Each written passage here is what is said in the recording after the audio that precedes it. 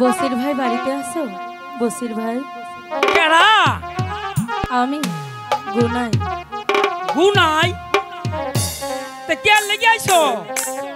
কিসের জন্য এসেছি? আমার স্বামী বরিশালে জেলে আছে।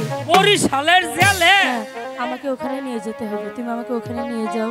আমি পাইতাম না, তুমি আল্লাহ আল্লাহ যাও।